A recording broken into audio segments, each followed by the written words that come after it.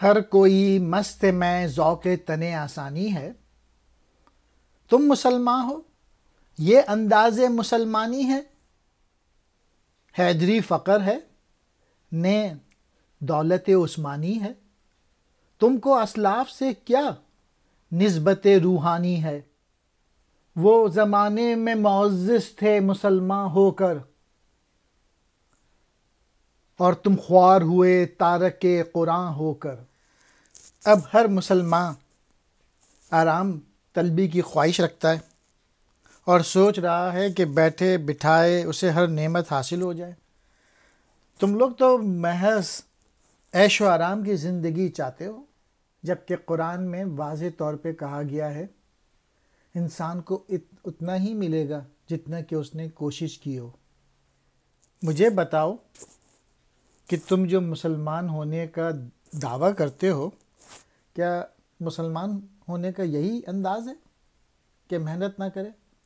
نہ تو تمہاری طبیعت میں حضرت علی رضی اللہ تعالی عنہ کا سا فقر اور درویشی ہے، اور نہ ہی حضرت عثمان رضی اللہ تعالی عنہ جیسی امیرانہ شان و شوکت ہے۔ تم نے کبھی سوچا بھی ہے کہ تمہارے بزرگوں کو کس لیے عزت حاصل ہوئی؟ صرف اس لیے کہ وہ مسلمان تھے، اور تم ذلیل و خوار ہو رہے ہو تو صرف اس لیے کہ تم مسلمان نہیں۔ سارے طور طریقے سب غیر اسلامی ہیں تمہارے۔ میں ذوق شوق کے نشے میں چور، تن آسانی، آرام طلبی، سستی، حیدری فقر،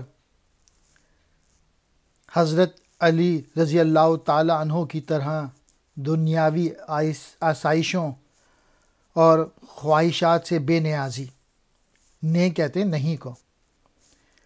دولت عثمانی، حضرت عثمان رضی اللہ تعالی عنہ جیسی دولت۔ اسلاف کہتے ہیں بزرگ لوگ، پہلے لوگ۔ نسبت روحانی، روحانی تعلق۔ معزز کہتے ہیں عزت دار۔ خوار کہتے ہیں ذلیل۔